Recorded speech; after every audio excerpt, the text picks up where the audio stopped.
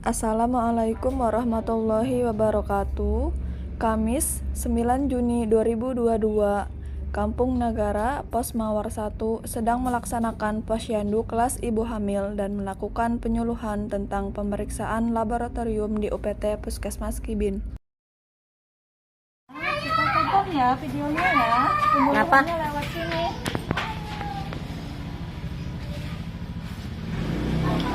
Itu pemeriksaan laboratorium ibu hamil. Pemeriksaan laboratorium ibu hamil adalah salah satu pelayanan atau asuhan dari standar minimal 10T dalam pemeriksaan ibu hamil. Pelayanan atau asuhan standar minimal 10T pada ibu hamil yaitu 1. Timbang berat badan dan ukur tinggi badan. 2. Pemeriksaan tekanan darah atau tensi. 3. Ukur lingkar lengan atas atau bilas. 4. Pengukuran tinggi fundus uteri atau TFU. Pemberian pamflet tambah darah. 8. Tes laboratorium. 9. Temu wicara atau konseling. 10. Tata laksana kasus atau mendapatkan pengobatan. Manfaat dari pemeriksaan laboratorium ibu hamil. Yang pertama, untuk mengantisipasi kemungkinan terburuk. Pemeriksaan laboratorium ibu hamil berguna untuk mencegah resiko terjadinya gangguan-gangguan kehamilan yang bisa menimpa calon ibu dan janin. Yang kedua, untuk persiapan masa kehamilan, periksa laboratorium untuk mengetahui resiko genetis yang akan diturunkan pada janinnya, sehingga bisa melakukan pencegahan yang tepat dan agar mengetahui kesehatan ibu hamil dan janin secara keseluruhan. Manfaat yang ketiga yaitu untuk mencegah keguguran. Pemeriksaan laboratorium ibu hamil bisa memperkecil potensi janin gugur dan cacat janin sejak dalam kandungan. Metode atau proses dalam pemeriksaan laboratorium ibu hamil ada dua. Yang pertama, pengambilan sampel darah. Untuk pemeriksaan darah HB, HBsAg, golongan darah, sifilis, dan HIV. Dan yang kedua, pengambilan sampel air kencing untuk pemeriksaan protein urin pada ibu hamil. Macam-macam tes laboratorium ibu hamil. Pertama, pemeriksaan HB, yaitu untuk mendeteksi anemia yang dapat mempengaruhi kondisi fisik ibu hamil dan perkembangan janin. Anemia ringan dengan HB 8-11 gram per dl. Dan yang dikatakan anemia berat yaitu dengan HB kurang dari 10 gram per dl. Yang kedua, pemeriksaan HBsAg, yaitu untuk mengetahui ada atau tidak adanya infeksi hepatitis B yang dapat ditularkan dari berarti HBsAg bayi tidak dapat tertular hepatitis B ketika berada di dalam kandungan. Penularan dapat terjadi ketika bayi terpapar darah atau cairan dari vagina ibu saat proses persalinan. Ibu hamil harus mengetahui status hepatitis B guna mencegah penularan virus ke bayi. Barulah bayi berusia 9 bulan, bayi memerlukan tes darah untuk memastikan apakah bayi tersebut terlindungi dari hepatitis B atau tidak. Yang ketiga, pemeriksaan golongan darah A, B, AB, O, dan RH, yaitu untuk persiapan transfusi darah bila suatu saat dibutuhkan dan untuk mengetahui kecocokan resus. Bila ibu hamil dengan resus negatif, sedangkan suami resus positif dan mengandung anak dengan resus positif terdapat 50% kemungkinan ini, maka secara alami ibu akan menghasilkan antibodi yang menyerang darah janinnya dan menyebabkan sel darah merah janin rusak hingga mengakibatkan janin mengalami anemia, kerusakan otak dan jantung, serta akibat fatal lainnya. Yang keempat, pemeriksaan sifilis, yaitu untuk mendeteksi infeksi sifilis pada ibu hamil. Jika tidak diobati, dapat menyebabkan sifilis kongenital atau bawaan dengan tingkat penularan ibu ke janin berkisar 10-100% tergantung tingkat infeksi yang dialami ibu. Sifilis adalah infeksi menular seksual yang disebabkan oleh bakteri. Rute utama penularannya melalui kontak seksual. Infeksi ini juga dapat ditularkan dari ibu ke janin selama kehamilan atau saat melahirkan, yang menyebabkan terjadinya sifilis kongenital atau bawaan. Yang kelima, pemeriksaan HIV, yaitu untuk mendeteksi human immunodeficient.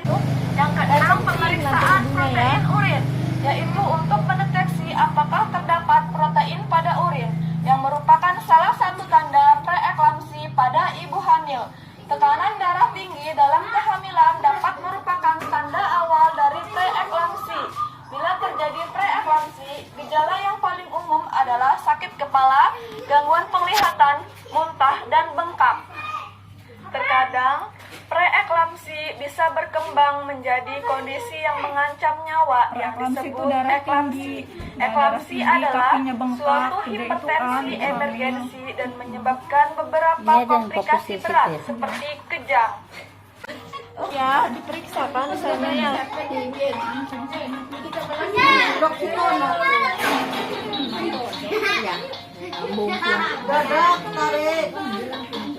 Wong parung, wong sabrang laku.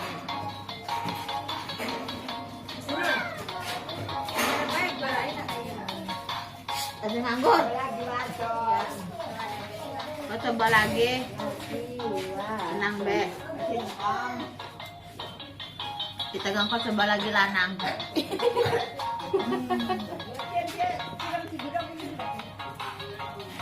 Mau coba lagi maning, wajan maning, jadi papat. Sepuluh aja tanggung. Ini merolak yang Nah, rolas mati tuh. Urip telu kira bisa mati. Sanga. Sanga.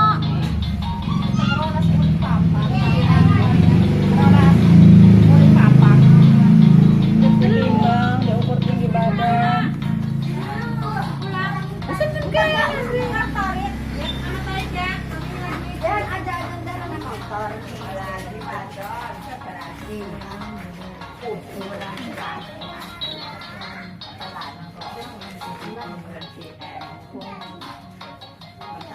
Terus wong metong ku senam.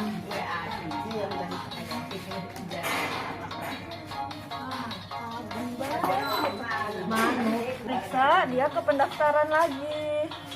Gitu alurnya ya. Oh iya guys, masih kok. Jadi dari pendaftaran ke ruang KIA diperiksa, nanti ke pendaftaran lagi, nanti ke ruang lab, dari lab ke KIA lagi nanti. Makanya ngikutin alur ini ya, supaya nggak Muter bingung. maning.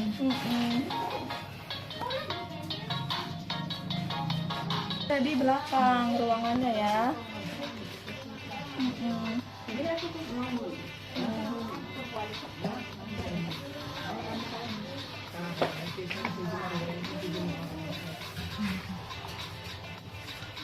Tuh taruh di keranjang ya, tuh keranjangnya.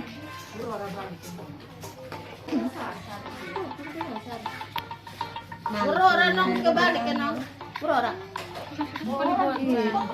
Pasti ke konten. Mangan genong. Tekan gero. Kok pada antar gak ada kita. Balik bang, Kok pada antar dan kita. kalau kita. Berana balik bang. Wes orang kok jantar kok wes.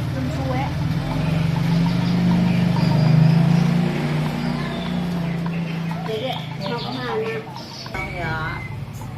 Tuh ini disuruh kencing ya ke toilet. Nanti dikasih tabung kecil. Toiletnya ada di belakang.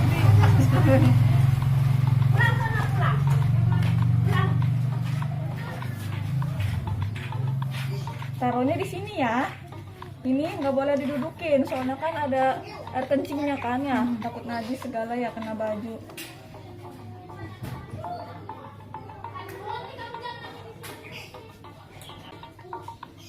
bagian lab. Tuh ini prosesnya. Kan selama ini nggak tahu kan ya gimana prosesnya.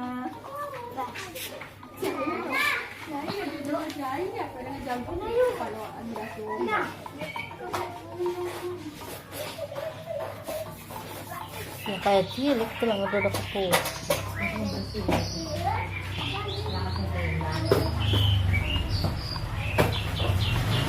Kurang coy, kurang.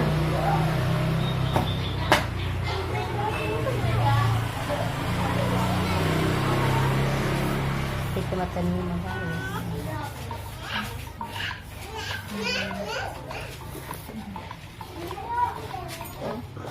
Ini air kencingnya diperiksa.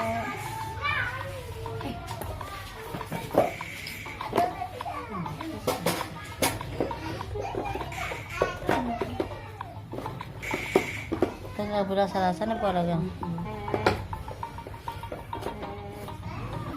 Nanti dikasih resep buat ke apotek ngambil obat ya.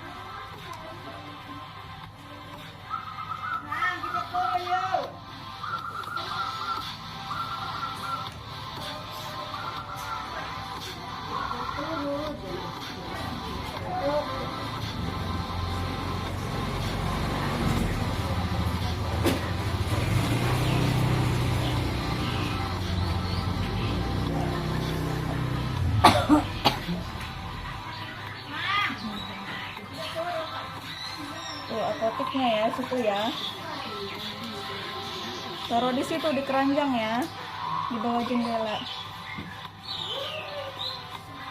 Tidak kedodok.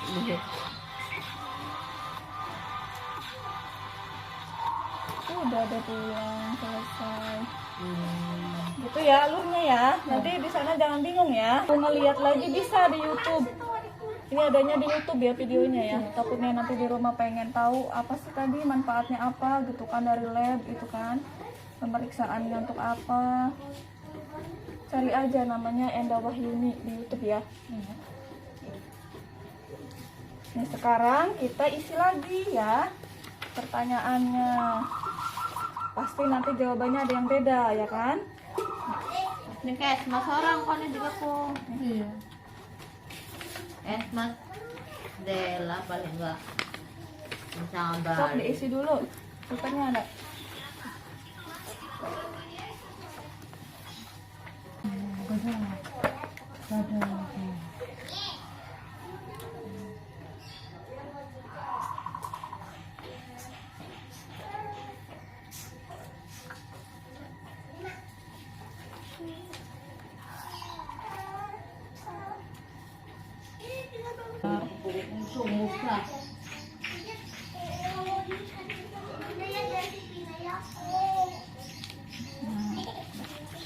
Udah lagi teh. Beneran. Video lagi. Ada teh. Ininya namanya belum diisi teh. Nama atasnya.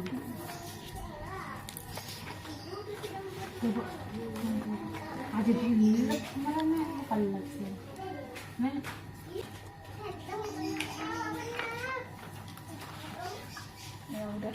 Ini kan udah diisi ya. Penyuling juga udah ditonton kan videonya. Nanti hari Jumat kalau enggak Sabtu ke puskesmas ya untuk cek lab jam 8 ya. Bawa KTP ya.